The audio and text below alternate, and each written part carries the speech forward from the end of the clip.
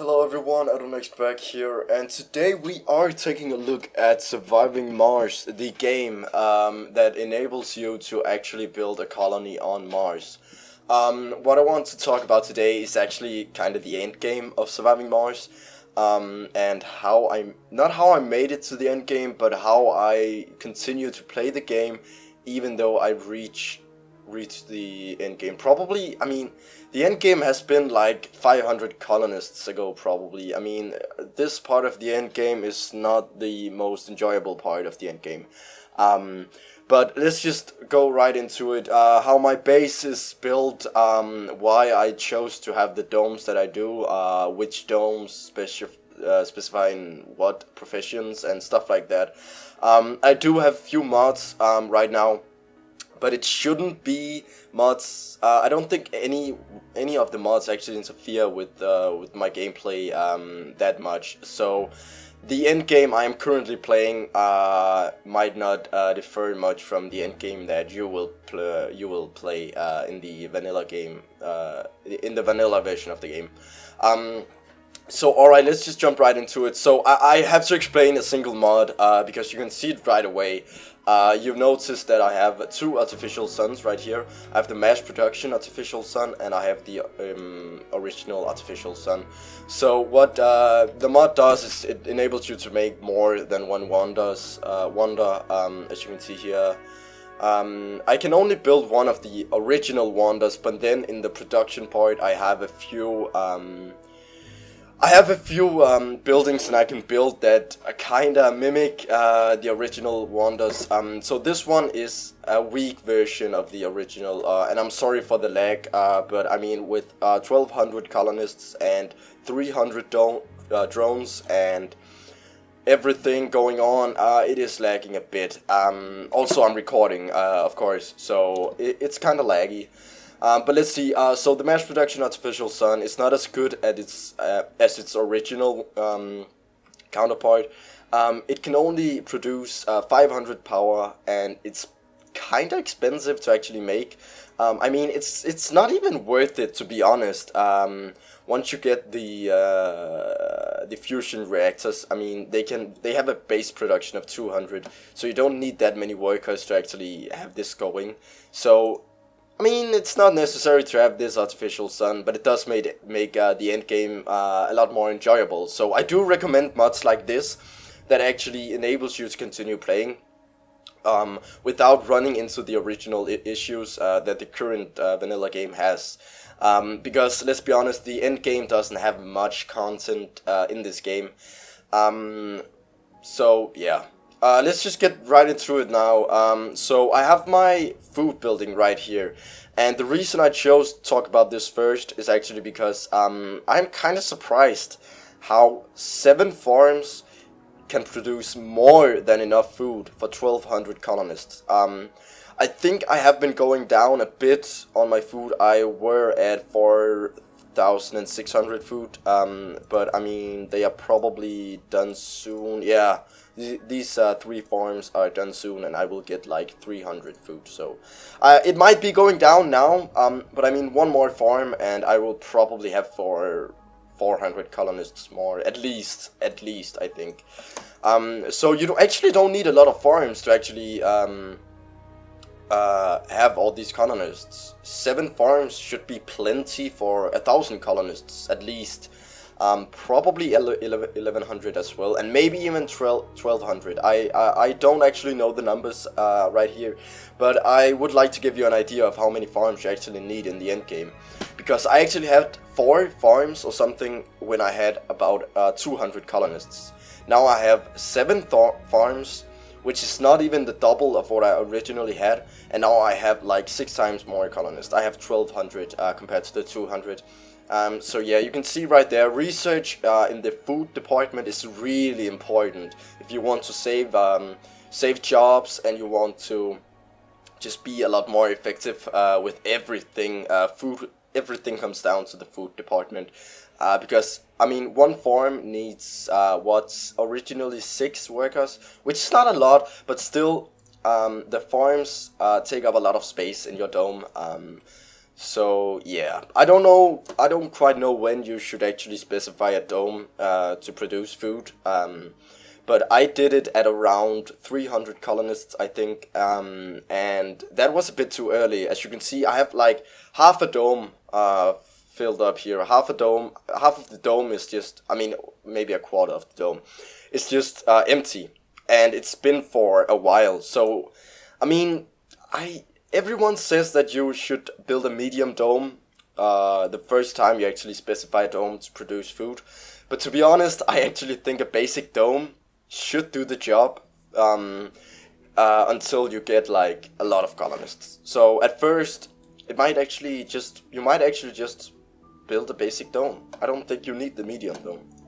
Alright, so let's continue on. I won't go through every single dome like this one. I'll just run over them really quickly. I don't want this video to be too long. So over here I have all my children, which is kind of full. I don't know, a bit full, not completely full.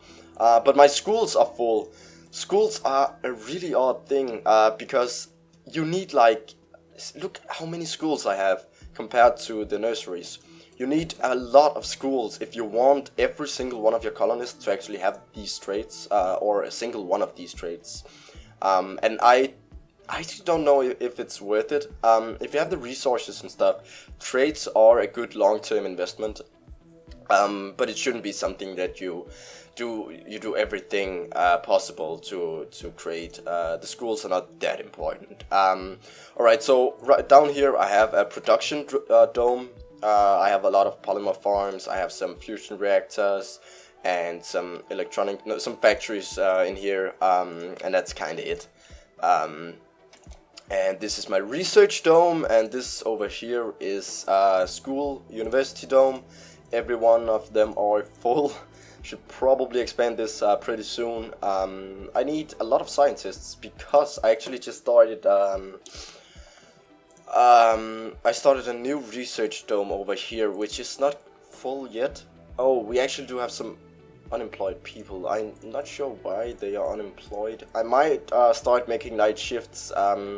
Night shifts are something that you actually should use more. Right now I have run into an issue where it's kind of hard to actually create jobs for every single colonist. So I actually don't need to run the night shifts. I would rather have more domes and more people than not a lot of people and working night shifts.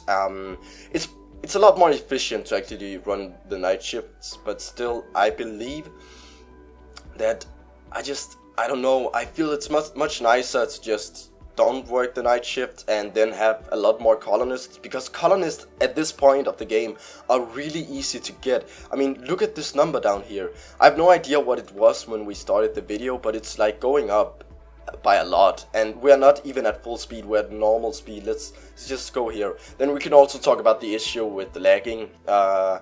Drones and stuff are really laggy, as you can see everywhere. Shuttles, drones, everything is just lagging, and it's not enjoyable to actually play the I don't know if my computer needs more RAM or what the issue actually is and how I can actually fix it, but right now it's just not enjoyable. And I have a decent computer, I really do. It's pretty decent. Alright, so it's gone up by 10 since I last spoke of the colonist counter. So yeah, it goes really fast. And also I have the technology that actually yeah, there's a 50% chance when a colonist dies that they are reconstructed as youth with the same traits. So many of the people that dies are actually just returned as childs. I don't know if they actually have to be born or if they just spawn out of nothing. I have no idea actually. So up here I have a few more oh no, this is the sanatorium dome where I fix my people who have flaws. And over here I have another research building. The reason I have so many research buildings, even though I actually research everything, is because I downloaded a mod that enables you to actually get more breakthroughs. I will link both of the mods that I have spoken of in the video in the description below, but I will probably make a separate video sometime talking about the mods and why I choose to play with them. But this mod enables you to actually get more breakthroughs than originally intended, which makes the endgame a lot more enjoyable because you still have goals to research, you still have things that you need to get, and once you get these researches, you can actually change your entire base because of it. I mean, if you get something like pipes and wires that can be broken, you can suddenly expand I mean, you can go like, you can run a pipe and a wire all the way down here to the other corner of the map and start building down here, and that would fix my lag issues if I just had bases all around the map, so that it wouldn't have to actually load every single drone and every single colonist. Because when I'm up here, I mean, right now almost everything is getting loaded. It has to, because I can see every single dome, so it's kind of important that it can actually load everything. So, alright, do I have anything more to say about this? Jobs become an odd thing once you reach the end game, which I have talked a bit about. You suddenly have a lot of colonists, and they just keep popping up, and you have to keep expanding, and you have to keep making jobs for them to do something, which is not that enjoyable, actually. It's nice to being able to build everything you want, but then again, it also feels kind of like cheating. And I don't know why, but I have like so many resources, and it's so easy to get more resources. I mean, I have 300 polymers, but if I wanted to, I could easily get 1,000 just by changing my jobs and who does what. So resources are really easy to get at this point. Also, now that I have this mod that enables me to make more metal mines and stuff like that, I mean, metal's never gonna be a problem. I saw this guy making a video where he had like 4,000 colonists. And he couldn't get enough resources to actually keep his base going. He used more metals than he actually could find, and he had depleted every single resource, I think, on the map. So he had to import resources every single day, and it's just a tedious job. No one wants to do that. So this mod actually enables me to keep expanding this base, and I might make another video when I've reached the 4,000 and give my take on it, share my take on it, and maybe even telling about how the mod enabled me to actually get that far. I might even get it up to fucking 10,000. Let's go. I might not. I will probably start over in a few days when the new update comes. This is the spirit patch, but a new update will come soon, and then I will probably start a new base. And maybe even do the same as here. Try to get to the late game. To the end game, I should say. But I think this was it. If you have any questions whatsoever, leave them in the comment section below, and I will try to answer them as quickly as possible. And if it requires a more thorough explanation, I might make a video on it. So keep yourself updated on the channel by subscribing. And if you did enjoy the video, please give it a like. I will see you all in the next one. Once again, thank you very much for watching. Bye bye.